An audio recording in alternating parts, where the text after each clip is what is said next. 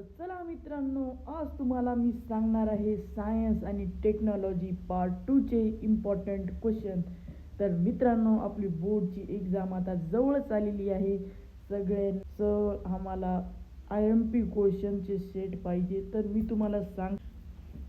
तुम्हाला सांगणार आहे मित्रांनो, IMP क्वेश्चन कुठलेही करू नका, फक्त मी सांगतो ते करा. तुम्हाला 35+ गुण मिळून जाईल मित्रांनो. आणि पुस्तकामधलेच करायचे, कधी पण बाहेरचे करायचे नाही. तर मी तुम्हाला सांगणार आहे, तर चला आपण जाणून घेऊया. पहिला चॅप्टर घेऊया. हे आपले किती चॅप्टर आहेत?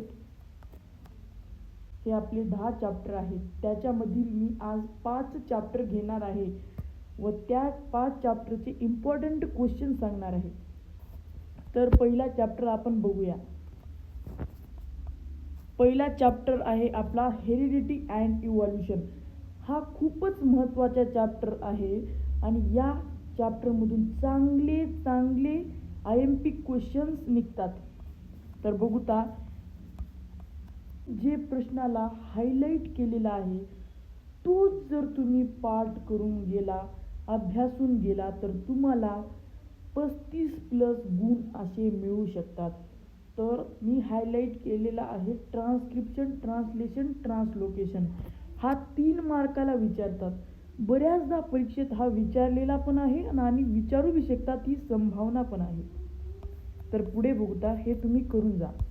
हे डायग्राम्स मी तुम्हाला सांगणार नाही की डायग्राम येत नाही. मी एवढं सांगेन तुम्हाला की डायग्राम हमखास करून जा. डायग्राम येतातच. तर पुढे बघूया मित्रांनो, इव्हॉल्युशन हा खूपच महत्त्वाचा पार्ट आहे. हा पण आणि थेरी ऑफ इव्हॉल्युशन पण. इथं बघा, एव्हिडन्सेस ऑफ इव्हॉल्युशन हे खूपच महत्त्वाचे पार्ट. ऑफ इव्हॉल्युशन ह्याच्यामध्ये मॉर्फॉलॉजिकल एव्हिडन्सेस असे 4-5 काहीतरी एव्हिडन्सेस आहे जे की आपल्याला 2-3 मार्काला विचारतात. ॲनाटॉमिकल एव्हिडन्सेस, वेस्टिजियल ऑर्गॅन. हे डायग्राम तर तुम्ही करूनच जा. हे परीक्षेत हमखास विचारतात आणि विचारलेत पण. कोणती? Appendix, tailbone, wisdom teeth, air muscles. Pathological evidences हे पण महत्त्वाचं आहे.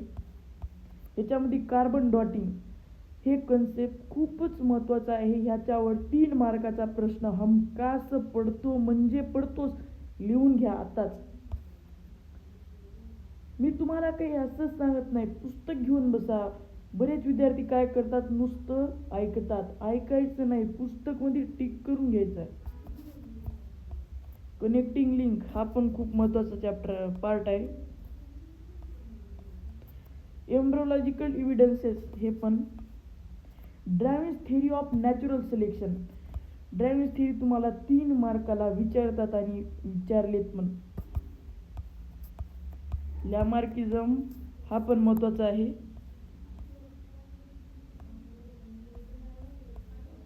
स्पेशिएशन हा पण खूपच महत्त्वाचा आहे. ह्युमन इव्हॉल्युशन 5 मार्काला विचारतात, म्हणजे विचारतात.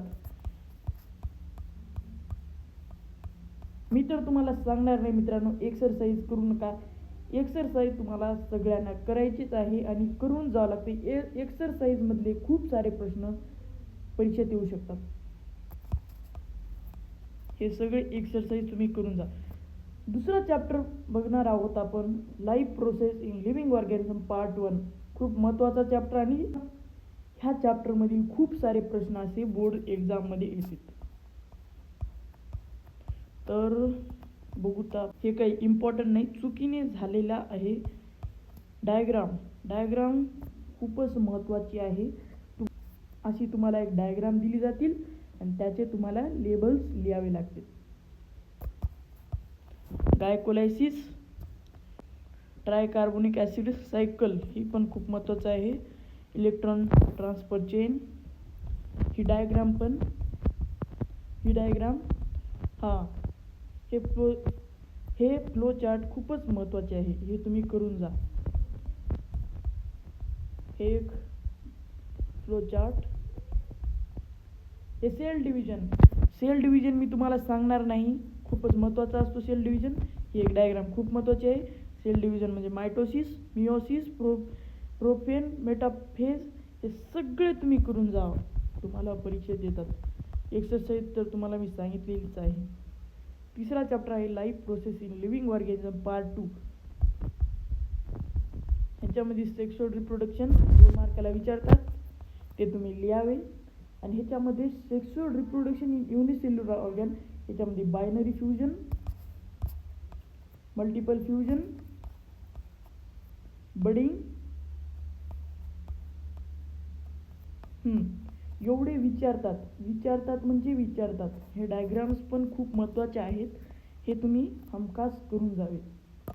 Sexual reproduction in multicellular organ, याच्यामध्ये fragmentation, regeneration, budding, vegetative propagation, spore formation हे तुम्ही करून जा. सेक्शुअल रिप्रोडक्शन, त्याच्यामध्ये gamete formation, fertilisation, sexual reproduction in plant हे करून जा. ही डायग्राम खूप महत्त्वाची आहे. आतापर्यंत 2-3 वेळेस ही डायग्राम आलेली आहे. आणि ही एक sexual reproduction in human being, हे तुम्हाला तर करायचंच आहे. ह्युमन मेल रिप्रोडक्टिव्ह सिस्टीम, ही डायग्राम तुम्हाला जर शिकायची असेल, मी या चॅनलवर स्टेप बाय स्टेप कशी डायग्राम शिकायची हे मी तुम्हाला सांगितलेली आहे, तर तुम्ही हमखास जाऊन बघू शकता आपल्या चॅनलवर. ह्युमन फिमेल रिप्रोडक्टिव्ह सिस्टीम ही पण एक खूप महत्त्वाचा कन्सेप्ट आहे. Gamete formation, fertilization and development and birth खूप महत्त्वाचं असतं. मेन्स्ट्रुअल सायकल महत्त्वाचा आहे, पण तुम्हाला 5 मार्काला तर विचारणार नाही. ह्याच्यावर ॲक्टिव्हिटी बेस्ड क्वेश्चन खूपच येतात आणि आलेले पण आहेत. तुम्हाला जर PDF पाहिजे असेल इम्पॉर्टंट क्वेश्चनची, तर तुम्ही मला कमेंटमध्ये सांगू शकता. मी तुम्हाला PDF बनवून देईन फ्री ऑफ कॉस्ट, काहीच द्यायची गरज नाही. डायग्राम खूप महत्त्वाची आहे. रिप्रोडक्शन अँड मॉडर्न टेक्नॉलॉजी हे कन्सेप्ट खूप महत्त्वाचे आहेत. 3 concept: IVF, surrogacy and sperm bank हे खूप महत्त्वाचे आहेत. ट्वाईस रिप्रोडक्टिव्ह हेल्थ आणि हे एक्सरसाइज तुम्हाला माहितीच आहे. एक्सरसाइज, एन्व्हायरमेंटल मॅनेजमेंट, ह्याच्यामध्ये हा फ्लो चार्ट 3 मार्काला आला होता मागल्या बोर्ड एक्झाममध्ये, तर तुम्ही हे करून जा. Environmental conservation 2 मार्काला विचारतातच. ही डायग्राम मी जेव्हा 10वीला होतो तेव्हा पण हेच सिलेबस होता, तेव्हा ही डायग्राम मला आली होती. हे एक फ्लो चार्ट खूपच महत्त्वाचं आहे. Radiative pollution, need to environmental conservation, हे एक flow chart. Environmental conservation, your social responsibility हे तुम्ही करून जा. मी जे नाव वाचतो तेवढे करून जा, खूपच महत्त्वाचे आहे. The big story of small man, Jadhav मोलयचा, हे तुम्ही करून जा. स्टोरी विचारली जाते 3 मार्काला. एन्व्हायरमेंटल कॉन्झर्वेशन अँड बायोडायव्हर्सिटी, ह्याच्यामध्ये 3 स्टेज आहेत, ते 3 स्टेज लिहावं लागतात. ही येते 3 मार्काला. स्क्वॉड गेव्स ही 2 मार्काला येते बघा. हे सिम्बॉल्स खूप महत्त्वाचे आहे, ह्याची मिनिंग आणि ह्याला एक्सप्लेन करावा लागतो. आणि हे एक how can biodiversity B conserve, हे खूपच महत्त्वाचं आहे. बायोडायव्हर्सिटी तुम्हाला 2 मार्काला विचारली जाते, कोणते पण 4 लिहायचे पॉईंट. आणि माय रोल एन्व्हायरमेंटल, हे एवढा फ्लो चार्ट करत बसायचं नाही. कॉन्झर्वेशन, कंट्रोल, प्रिझर्वेटिंग हे तेवढे 3-4 पाठ करायचे बस, दुसरं काहीच येत नाही. हॉटस्पॉट ऑफ बायोडायव्हर्सिटी हे खूप महत्त्वाचं आहे. 3 एंडेंजर्ड हिस्ट्रीज प्लेस कंट्री हे एक. ॲनिमल क्लासिफिकेशन ऑफ थ्रेडनेट स्पीशीज हे खूप महत्त्वाचे आहे. ह्याचे 4 टेज खूपच महत्त्वाचे आहे.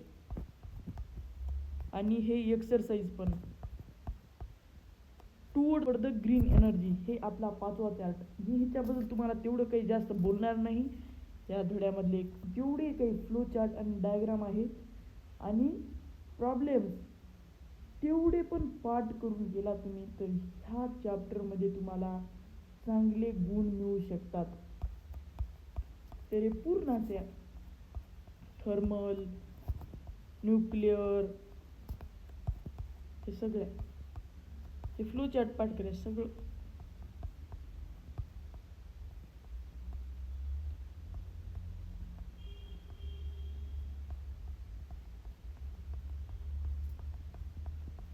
एवढे जर तुम्ही पाठ करून गेला तर तुम्हाला इथेच 25 मार्क पडू शकतात, फर्स्ट चॅप्टर टू 5th चॅप्टरपर्यंत. तर एक्सरसाइज करून जा. तर मित्रांनो 6वा चॅप्टर आपण पुढच्या लेक्चरमध्ये बघणार आहोत. तर तुम्हाला हा व्हिडिओ आवडला का तर हमखास कमेंटमध्ये सांगा. आणि इम्पॉर्टंट क्वेश्चनची PDF तुम्हाला जर पाहिजे असेल तर आपल्या चॅनलला सबस्क्राईब करा आणि कमेंटमध्ये सांगा. मी तुम्हाला इम्पॉर्टंट क्वेश्चनची PDF टेलिग्राम चॅनलवर देईन. तर आज आपण एवढेच बघितलो. तर उद्याच्या लेक्चरमध्ये 6वा ते 10 चॅप्टरपर्यंत आपण इम्पॉर्टंट क्वेश्चन बघणार आहे. भेटू तर मित्रांनो दुसऱ्या व्हिडिओमध्ये.